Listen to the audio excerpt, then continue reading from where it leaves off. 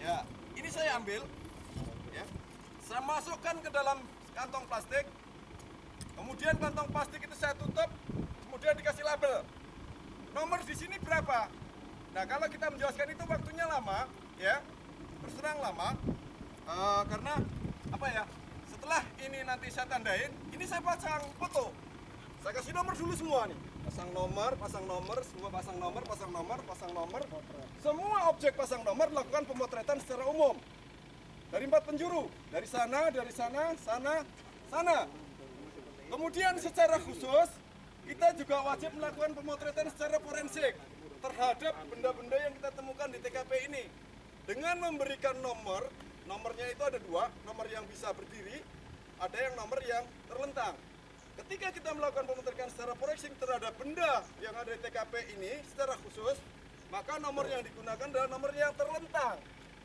Kalau di sini tadi pada saat dikasih berdiri itu ada nomor 2, maka ketika melakukan pemotretan secara khusus terhadap benda ini juga di sini nomor 2. Cara pemotretannya ini sejajar. Nah, ya, nomor 2. Nanti di pool BB-nya, di plastiknya juga nomor 2. Pecahan kaca. Ya. Demikian juga sini. Nomor 3. Foto jepret. Ya. Kemudian di sini juga semua objek lakukan pemotretan. Itulah fotografi forensiknya. Ya. Oke, ini saya anggap sudah selesai, sudah saya kumpulkan. Bagaimana cara mengamankan darah? Caranya kita ambil kapas, ya, pakai pinset, kita oles-oleskan di sini, ya, masukkan plastik, kita kasih label, nomornya berapa di sini? 5, kasih nomor 5, darah si A. Ya. Makanya ketika kita mendatangi TKP laka lantas diwajibkan menggunakan sarung tangan, karena yang namanya darah ini cukup berbahaya. Bisa saja ini orang yang mengalami laka ini mempunyai penyakit yang menular, maka itu bisa tertular kepada kita. Ya. Ini caranya itu pakai pinset, tek, masukin kapas. Nah, tambah. Ya. Sama. Ya. Ya. Kan ini kan mobil utuh nih Pak. Oke. Kalau mobilnya kita bilang udah beda nih Pak, tapi ke sini. Ya. Nanti tandanya juga. Ya. Jadi untuk sistem penandaan kendaraan, bagaimana mestinya kendaraan itu kita temukan pertama kali di TKP. Kalau kendaraannya misalnya menyok, ya sudutnya kita ngikutin dia. Ya. Nanti tinggal kita ukur fotografi secara forensiknya, kita ambil meteran, kita bentangkan, dipoto seberapa panjang atau seberapa dalam penyok yang diakibatkan oleh kecelakaan itu. Ya. Ada lagi? Sebelum kita lanjut ke pemotretan. Oke Pak. Ya. Untuk pemotretannya, apakah dengan cara deduksi ke induksi atau induksi ke deduksi? Maksudnya Pak? Bahasanya yang gampang diterima Oh, saja. yang Saya secara tidak paham dengan umum. bahasa. Umum ke khusus Ya. atau khusus ke umum? Ya, untuk melaksanakan fotografi secara forensik, yang pertama umum dulu.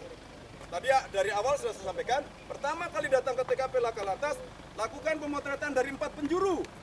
Dari depan, dari belakang, kiri kanan secara umum.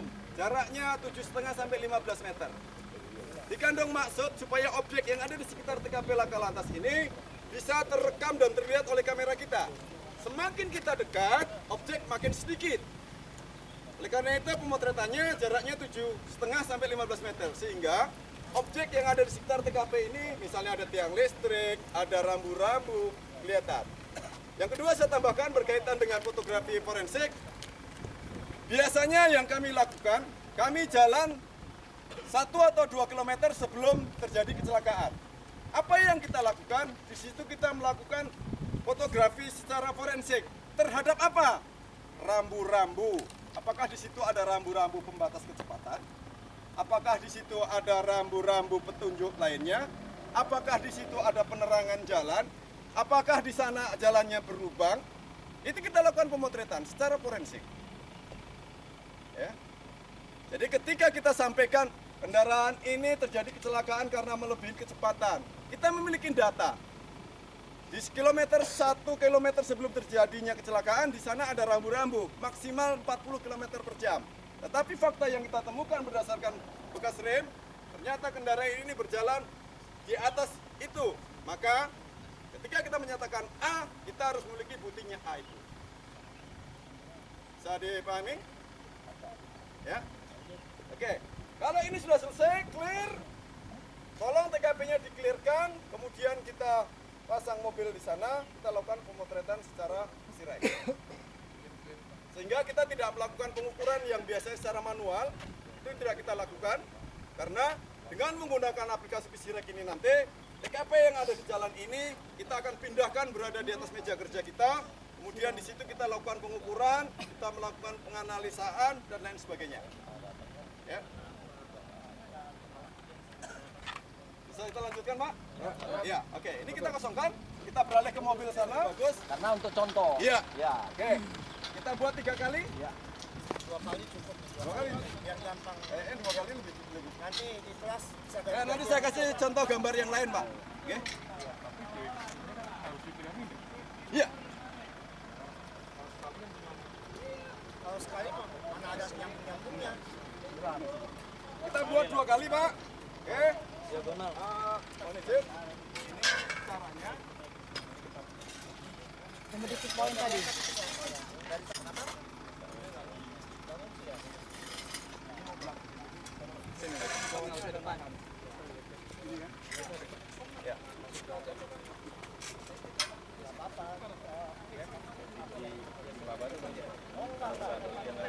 Mohon izin untuk digital ini seharusnya di sudut-sudutnya itu ada warna hitam. Ya. Ini belum diwarnain. Warna hitam, ini warna hitam, ini warna hitam. Ya. Nanti diwarnain karena belum. Untuk yang pertama ini tidak usah dipasang koneksi. Untuk yang kedua saja. Kemudian jangan lupa di sini kan di tengah TKP jalannya. Jalan ini. Ya. Tengah berarti Ya, tengah. di sini begitu. Ya, tengah dari jalan ini. Tidak boleh berbeda dengan Ya. Oke. Jangan lupa kita beri nomor. Ya. Kita beri nomor 1 misalnya. Nomor ini boleh, di sini boleh, sana juga boleh. Kalau untuk meyakinkan apakah Pisirek ini cukup akurat atau tidak, caranya kita cari meteran, kita bikin garis pembanding 0 sampai 5 meter, ya. Nanti apakah akurat atau tidak, ya. Meyakinkan. Seandainya skala ini kita tidak bisa membaca dengan jelas, kita memiliki skala yang kita buat secara manual. Ini maksudnya frame 1. Masih ada baterai. Desitul di sini berfungsi sebagai skala di dalam pemotretan. Ya. Kalau memang nanti menggunakan helikopter, maka kita tidak perlu connecting seperti sana, karena TKP-nya cukup pendek. Cukup desitul ini kita taruh di tengahnya, kemudian heli akan naik. Ya. Semakin tinggi objek semakin lebar bisa dia. Ada 3, nanti yang kedua sana kita boleh pindah, yang ini yang pindah ke depannya. Terus. Bagaimana kalau TKP-nya ada di luar sana? Ini kita lakukan pemotretan secara lurus dulu, ya. Kemudian nanti di samping sini, ketika kita melakukan pemotretan terhadap objek yang kedua ini, di sini kita beri connecting. Kalau memang tidak ada connecting, kita bisa beri tanda silang seperti ini saja. Ini nggak masalah. Ya. Sebagai titik sambungan nantinya. Ya. Kemudian kalau di sana masih ada TKP-nya, posisi mobil ada di sini, kemudian kameranya yang muter ke sana. Ya. Mobil itu kameranya bisa muter kiri dan kanan. Karena kalau kita ambil dari sana kan nggak mungkin, nggak dapat. Tapi ini posisinya nggak bergerak ya? Ini tidak bergerak. Jangan bergerak. Nanti setelah melakukan pemotretan ke sana, ini diambil pun nggak masalah. Ya. Tetapi connecting ini harus ada ke sana. Misalnya di persimpangan nih, simpang jalan yang sini sudah selesai, kita mau melakukan pemotretan yang ke arah sana. Awalnya itu kasih connecting dulu di situ. Ya, ini untuk lebih jelasnya. Ardi, Jin, Iya, Pak. mau nanya untuk jarak antara connecting ini dengan desitul itu apakah ada pakemnya ataukah Tidak ada ada. rumusnya gitu? Nggak ada. Berarti asal foto. Asal letakkan saja minimal TKP ini kalau misalnya kita mau bagi 3, ya. Jadi ini kita bagi 3. Kalau misalnya TKP ini kita mau ingin melakukan pemotretan 4 kali, berarti kita bagi 4 kali. Kira-kira saja di mana ini? Letaknya ini di mana? Letaknya ini di mana? 4 kali. Tidak ada ketentuan ini TKP-nya sekian, peletakannya dari sini ke sini 1 meter misalnya, nggak ada. Ya. Ya, kemudian izin Pak, kaitannya dengan Bapak sampaikan ada jarak 0 sampai 5 meter itu maksudnya Iya, apa itu? maksudnya adalah sebagai skala bantu di dalam kita melakukan ini, pemotretan ini. Jadi maksudnya tadi saya katakan apakah pisirek itu akurat atau tidak, ya kan? Kalau begini kan kita nggak tahu berapa ini, kita nggak tahu kan Pak. Makanya kita buat aturan, kita buat skala pembanding. Itu sifatnya hanya skala pembanding saja dari kita. Ketika nanti gambar itu sudah kita rectify, kita coba tarik dari titik 0 sampai ke 5 meter, bener nggak 5 meter? Oke, misalnya di sini. Ya. Tarik Pak, sana Pak, 5 meter Pak. Bebas. Ini hanya skala pembanding. Ini tidak dilakukan pun tidak masalah. Ya. Dalam penanganan laka ini nanti tidak dilakukan tidak masalah. Karena diagonal ini sudah diketahui 4 meter. Nanti di sebelah sini aja Pak, nanti Mana Pak? sampingnya aja. Oh, sampingnya saja.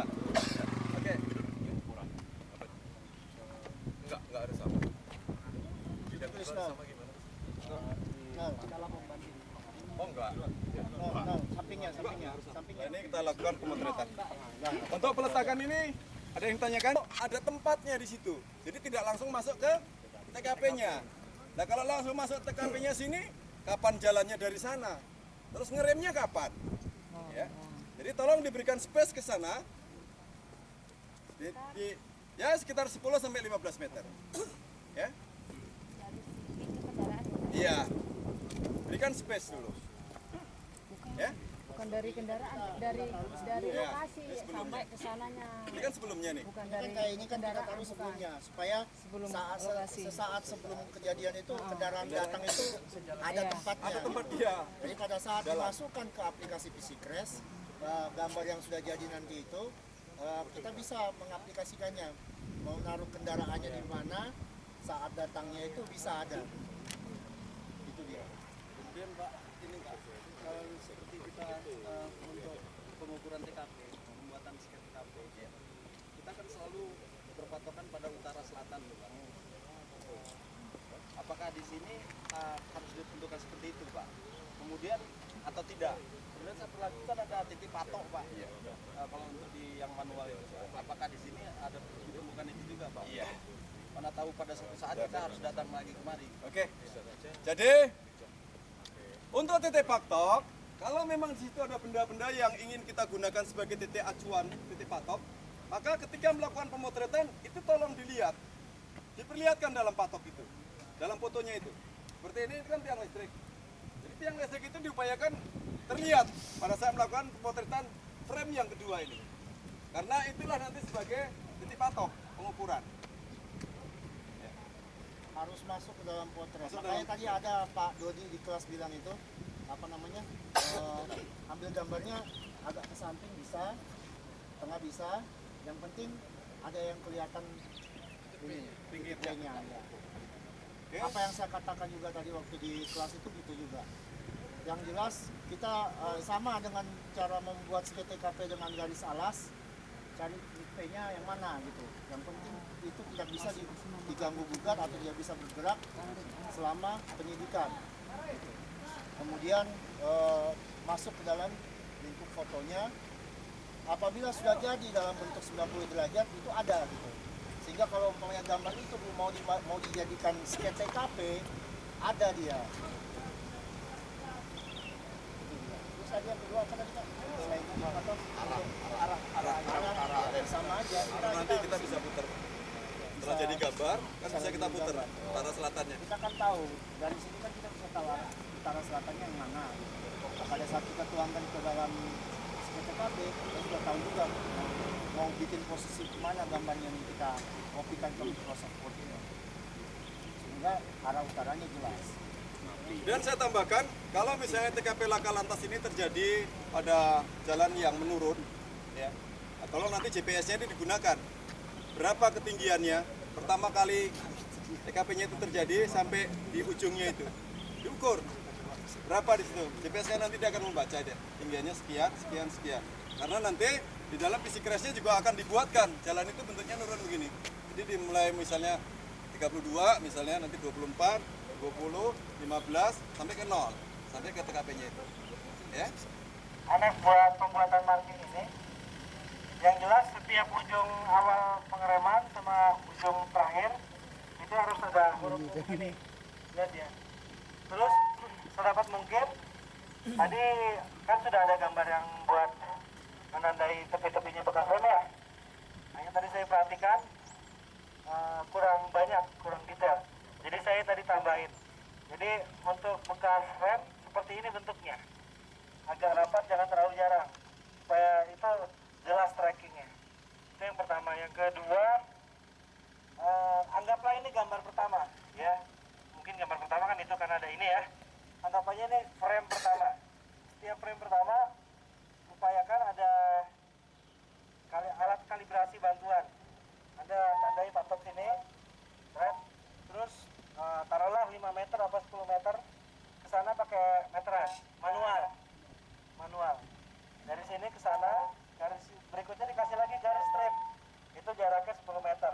Jadi manakala terjadi kesalahan atau error, ini kalau Bapak tarik pakai mouse ke sana, jaraknya harus 10 meter. Kalau ternyata enggak, jadi kita bisa berkira-kira, oh ternyata belum sempurna. Cukup jelas ya? Tulisan 10 itu diasumsikan seolah-olah itu 10 meter. Nah ini udah bagus, bekas splitter glass untuk pecahan kaca ya, ditandai seperti ini. Key point, titik tabrak ya. Ini tahu nggak nentuin ini dari mana?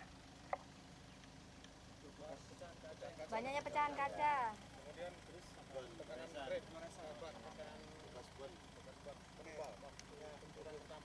Jadi untuk menentukan apakah di situ letak key point apa enggak, bisa dilihat dari bekas ban juga bisa. Di sini mana bekas ban yang terjadi penebalan? Ada nggak? Ini kan pura-pura ya, pura-pura. Kalau di sini ada tabrakan betulan, biasanya kalau misalnya ada benturan dengan mobil lain, ini di sini ada agak lebar di sininya.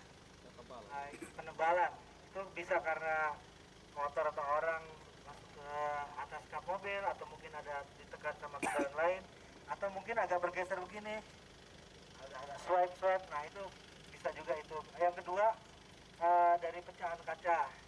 Kalau pecahannya di sini, artinya key point-nya di sini apa bukan? Bukan. Sebelumnya begitu ya.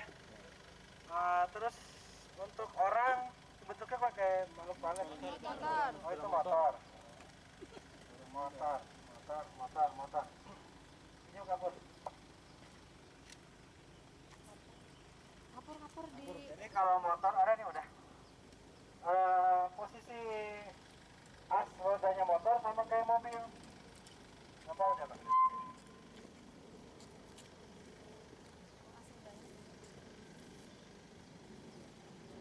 Jadi kita tahu di mana ininya ya. Tandai juga. Oh, itu digantung. Ya. Kurang lebih begitu lah ya. Ini sudah, darah sudah, angka sudah. Lagi yang kurang, ada yang kurang nggak? Ini belum dibagikan ya, angka 1, 2, 3 nya di mobil? Yang dari Mika, belum? Oh ada. Nanti kalau di kecelakaan sebenarnya, angka 1, 2, 3, 4 nya dipakai ya, ada di mobil. Jadi ini frame pertama 1, misalnya diangkat lagi bikin frame kedua lah.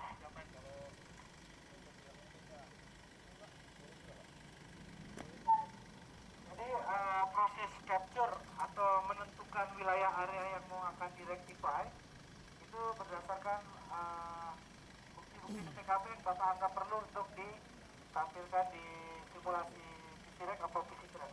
Misalnya di situ ada bekas rem, di sini juga ada bekas rem. Artinya Bapak saat mengambil foto, wilayah yang mau Bapak ambil ini harus ambil. Jelas ya? Apalagi kalau misalnya belok ke kanan begitu ya, kalau mau dia belok ke kanan itu misalnya di sini belok ke kanan begitu ya, bisa diambil capture-nya, tapi dengan catatan angle atau sudut kemiringannya nggak berubah, yang pertama itu. Terus mobilnya diupayakan si tripod apa ini kan nanti pakai hidrolik ya. Kalau hidrolik kan nggak mungkin goyang-goyang, nggak ada masalah. Yang nggak jadi masalah tuh manakala bapak pakai tripod. Biasanya kalau pakai tripod geser ke kiri lah, geser ke kanan lah, kameranya geser gini, nah itu jadi masalah. Kalau pakai mobil seperti ini, bapak tinggal geser aja. Misalnya di sini bekasnya, terus bapak mau ngambil belokan sana, bapak sini. Mobilnya geser ke sini. Frame yang pertama, frame yang kedua, ini harus kamil, jangan sama seperti gambar yang di sini. Pokoknya setiap frame yang kedua, buntutnya nggak boleh diambil dulu, jelas ya. Jadi patokan untuk nyambunginnya pakai ini. Dan biasanya di lapangan, saat bapak di TKP, ada saja permukaan yang tidak semulus ini kan. Sehingga si patokannya koneksi ini tuh kadang begini, kadang begini. Nah ini nanti menyulitkan bapak untuk merektify. Caranya gimana? Biasanya kalau di jalan utama marka jalannya ada marka jalan kan, marka jalan tengah itu putus-putus. Nah itu bapak bisa dijadikan sebagai alat connecting point. Jelas ya?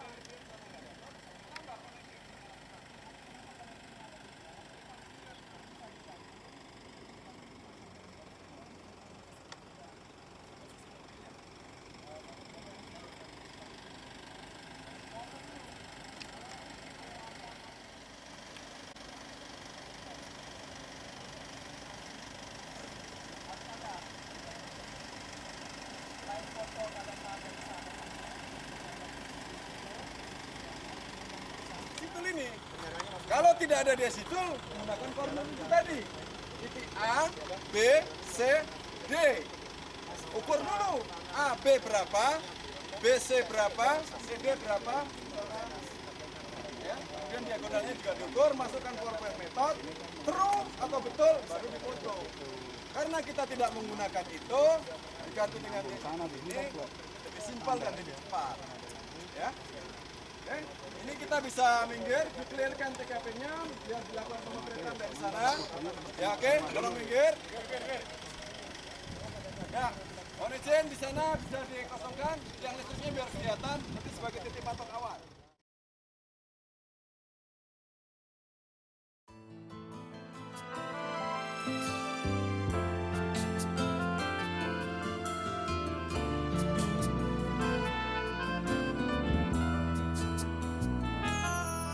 Di suatu ketika terbersit suara hatiku menggema, punya cita-cita ubah budaya Polri dengan serta-merta. Namun hatiku merasa kecewa karena Polri belum berubah.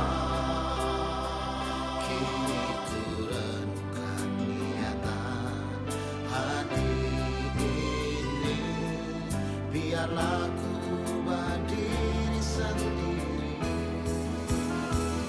Ku mulai dari diri sendiri.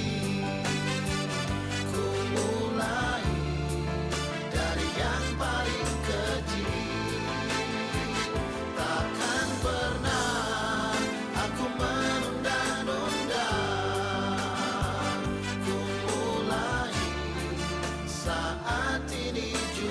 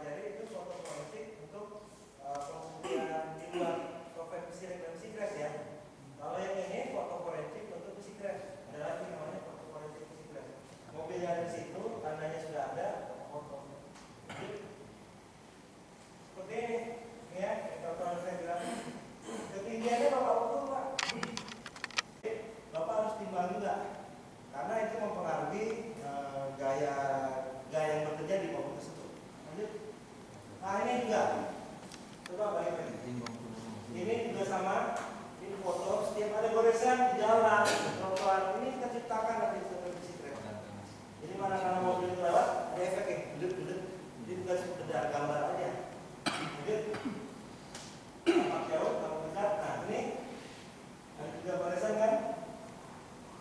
Nanti di software visual kan cuma gambar doang tuh. Nanti pada saat di Seekres ini kita muncul di 3 dimensi yang ungu. Makanya dibuat juga berapa besar foto. Jadi ketahuan bisa jelas tingginya si teropong bisa tahu. Ini marking yang sudah dibuat tadi belum ada ya. Ini sudah difoto dari jauh. Ini bukan foto kinetik, bukan foto forensik visual ya. Ini foto forensik visual. Lanjut, dekat, fotonya seperti itu ya. Nah, ini posisi air paling penting. Nanti karena di dalam software Seekres yang paling penting yang betul adalah posisi titik tabrak, ya, sama posisi akhir. Akhirnya bagaimana, mengiringkan, bagaimana, apakah banyak semuanya jalan atau di permukaan pelan. Karena ini jangan sampai kalau Bapak mau ganti foto, Bapak asal aja fotonya dari foto dan Bapak naruh mobilnya di jalan aspal, padahal dia melewati trotoar, dia melalui lumpur, dia melalui pasir. Itu berbeda efeknya karena di Seekres ini semua permukaan jalan itu bisa kita setting. Misalnya dia melewati jalan aspal, jadi penambatannya 8 meter per detik, gitu kan? Terus nanti di jalan berpasir, Bapak bisa di setting sesuai TKP yang sebenarnya. Di jalan pasir, jalan berminyak, lumpur, rumput itu ada semua settingannya. Karena nanti efek yang terjadi pada saat mobil melewati permukaan jalan yang berpasir, berair atau rumput itu beda. Mungkin kalau yang di jalan aspal kering, dia efeknya cuma kecil. Tapi manakala di TKP sebenarnya adalah jalan berair dan mungkin apa ya, ada oli dan sebagainya. Kalau belum Bapak setting, dia cuma sip gitu aja. Tapi begitu Bapak lihat di TKP jalannya penuh dengan oli, terus Bapak sudah setting di dalam software Seekres, efeknya berbeda. Putaran-putaran mobilnya dan sebagainya. Lanjut. Nah ini dekat. Ya. Lanjut. Lanjut. Ya, posisi depan, posisi kehancuran mobil, ini nanti di foto juga. Ini gambaran aja, bukan foto yang ini. Jadi Bapak harus foto pakai instan nanti berapa ketinggian di titik terusak sini dari aspal. Foto juga pakai instan yang panjang warna putih di mobilnya, ya. Terus misalnya buka satunya dari sini. Taruh misalnya bintang sini ke ujung mobil. Ini 0. Terus nanti di detik ini foto lagi cekrek. Jadi nanti Bapak menentukan posisi hancurnya mobil juga harus pas. Kalau salah nanti dimensinya juga nggak sama dengan posisi tabrak sini. Lanjut. Ya ini lampu depan. Ini Bapak lihat ya. Ini pakai juga apa enggak? Pakai. Nah, udah hebat sekarang. Sudah tahu dari bekas hancurnya mobil, Bapak bisa tahu dia pakai juga apa enggak. Ini jangan lupa ya, dipakai besar. Dari sana ke sini berapa? Terus hancurnya yang di bagian dalam, misalnya ini di mesin, kan ada mobil sekedar ini ya. Bapak taruh juga bisa di sini. Ini dari depan depan, ini titik yang hancur gara-gara beberapa motor. Bapak foto dari atas kayak pemandangannya. Lanjut.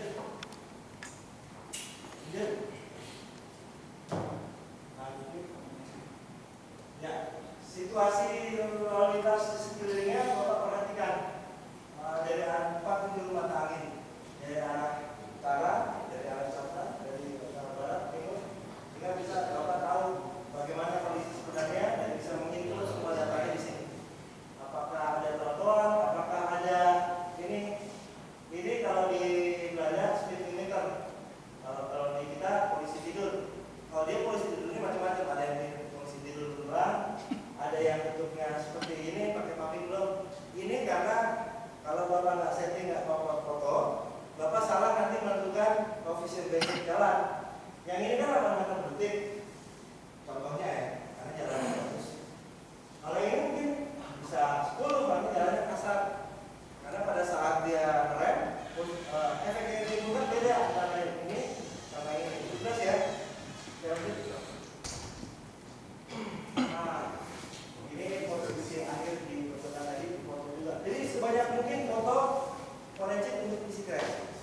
Jadi yang Bapak harus ingat, Bapak harus ngambil foto forensik buat TA11, kemudian bagaimana kejadian sebenarnya, dan Bapak harus membuat juga foto PC crash setelah Bapak melakukan marking.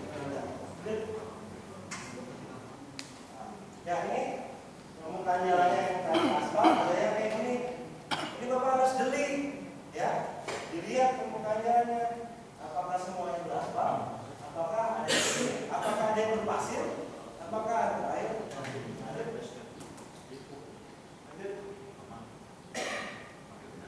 Ya, ini melihat apakah ada objek-objek yang dimungkinkan menghalangi pandangan dari si pengemudi sehingga mempengaruhi kalkulasi. Contoh, misalnya tikungan ini, si bangunan ini ada di pojok sini. Nah, ini harus Bapak ciptakan bangunan 3 dimensinya. Artinya Bapak buat nanti ada 3 dimensi untuk gedung. Sehingga manakala mobil lewat, kita buat 3 dimensinya. Terlihat kalau mobil tidak bisa melihat kendaraannya dari arah sini. Ada gambaran ya? Jadi semua objek-objek ini penting untuk Bapak buat. Contoh misalnya di sini ada tiang listrik, ada tiang traffic light, ada lampu, ada pohon. Manakala ini berpengaruh terhadap tabrakan, misalnya si mobil sebelum tabrakan dengan mobil itu harus setelah tabrakan dengan mobil itu menabrak tiang listrik, lampu atau pohon, itu harus diciptakan efek. Jadi bisa input pole, ya, input boom, trees, pohon, itu bisa semua di sini. Lanjut. Ya, semua ini kita foto semua. Jadi segala arah. Lanjut. Ya, dari jauh, dekat itu cara mamanya ya. Lanjut. Kan kamera SLR Bapak canggih tuh. Memang kita desain menggunakan SLR yang menggunakan tele. Jadi Bapak cukup berdiri di sini saja, tidak usah jalan dari sini. Dari jarak jauh Bapak bisa zoom. Didekatkan, dekat sekali. Jelas ya? Lanjut. Oke, lanjut. Nah, coba mundur lagi ke belakang. Jadi kalau kecelakaannya ada di sini, untuk foto forensik fisika, Bapak makanya jangan ada zoom sangat dekat di sini dulu, tapi dari jauh. Dari sini Bapak bisa ada gambaran sebagai penyidik fisika, bagaimana nanti yang seharusnya mengikut data sini. Baru nanti di zoom, next, zoom lagi, kurang lebih seperti itu ya. Lanjut. Oke, terus. Coba mundur lagi dikit.